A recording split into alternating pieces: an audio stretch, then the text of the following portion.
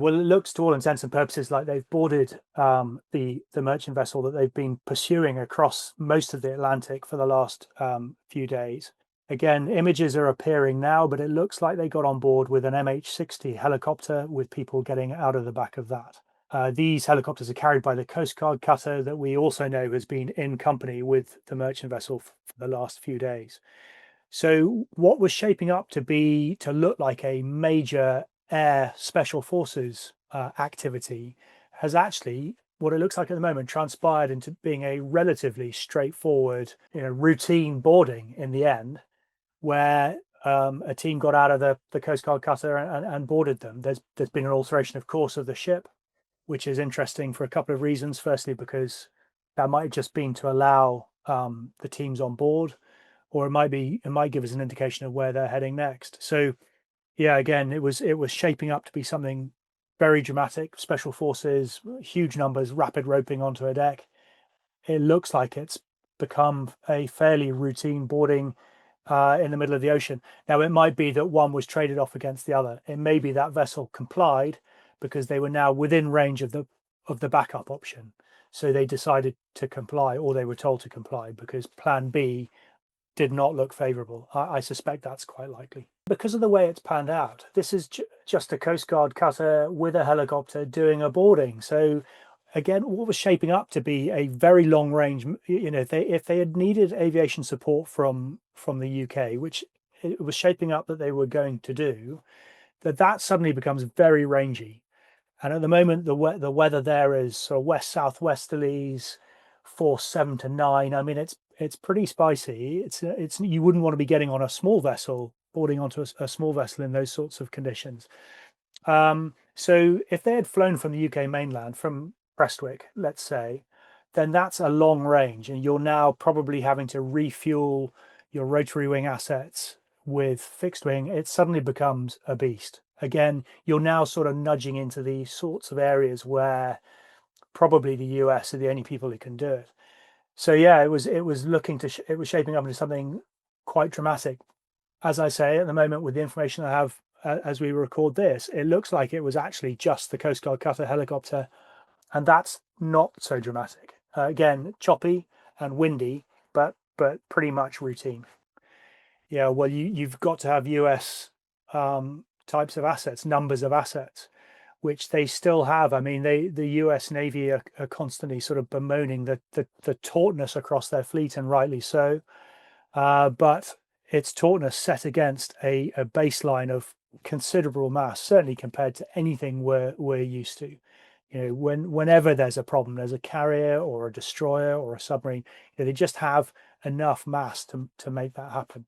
So they still have a third of the active navy, as far as I'm aware, down in the Caribbean off Venezuela. They have all the ships on the planet really available to do whatever tasking is happening down there right now. And there's been another boarding today as part of Southern Spear, as you say. So that's very, very much taken care of with a flat top there, the carrier, sorry, and the big deck amphib. They're still there.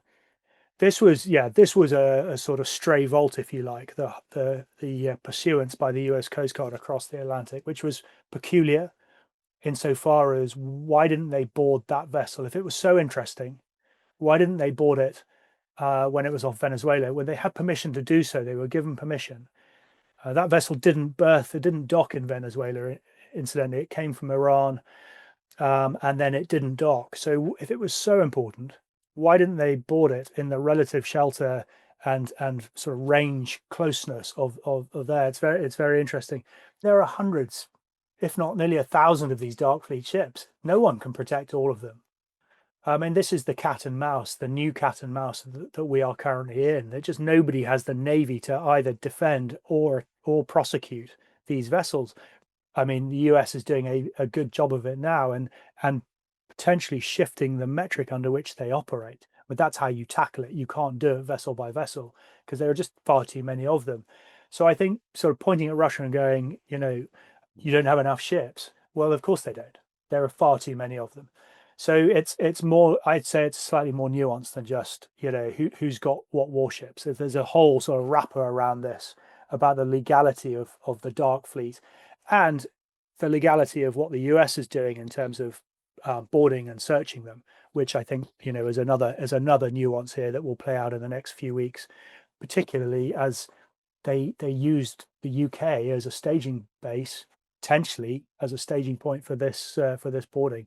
We wouldn't, I don't think, have legally have sanctioned that boarding, and yet we're facilitating it. So how does that play out down in Whitehall? As ever, what's going on behind the scenes here? What were the back channel conversations that made that merchant vessel change course and facilitate the boarding, if that's what's happened? What are the conversations going on? I mean, there is a scenario here where they get on board, they spend a couple of hours, they don't find anything, as if by magic they get off, and then everyone recovers and the ship goes on its way. That is the cleanest way out of this. That is honours even. No one's coming away embarrassed in that situation. So I think it's quite likely.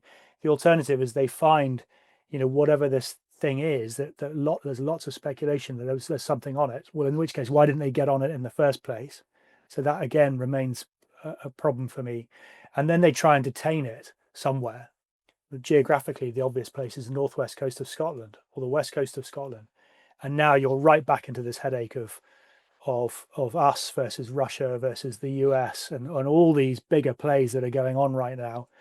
There's an irony to this.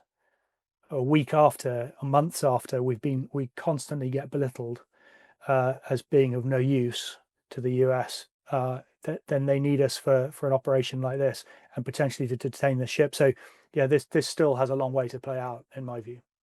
Yeah, I think he's setting the conditions to provide better control over oil, right? This is about control of oil, not ownership of oil, but the control of it, the currency with which it's paid for, who it's moving to and from, who's benefiting from that.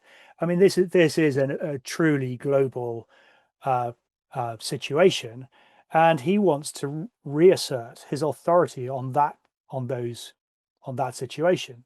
That, to me, is largely what Venezuela was about. There were an awful lot of useful spin-offs in terms of removal of the dictator and the drugs bit and rare earths, but they're all subordinate. They're all part of this. It's very easy to go sort of 1-0, but they're all part of this package. But the lead for me, I think, is control of oil and the currency that's used to move that around the world. And this is part of that. So yes, he's turning it up, but also these opportunities are now presenting themselves at a fast rate. So if you want to do it, you've got to respond at a fast rate, and that's what we're seeing play out. Look, it's perfectly possible. I mean, there are some who are associating the US aircraft moves in the UK with the rhetoric towards Greenland, which of course would be extraordinary if we were in some way facilitating that.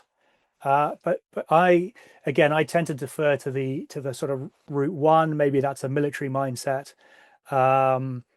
There's always the possibility of surprise. You're right. The B2 movements in and around the Iranian bunker bombing were extraordinary in terms of the ones that went the other way, pinging away, distracting everybody, and they went the long way around. I mean, yeah. So, deception is one of the principles of war. Absolutely no doubt about it. And there'll be an awful lot of that kind of thinking going on. But then there'll also be a lot of responding. The enemy has a vote, right? And so there's an awful lot of responding going on at the same time. And ultimately in warfare, the person who wins is the person who can apply order to that confusion and chaos the quickest. My money is still on the US in that instance. Their intelligence and surveillance capabilities are unrivaled. So yeah, I mean it could be masking something else. I don't know. Let's wait and see.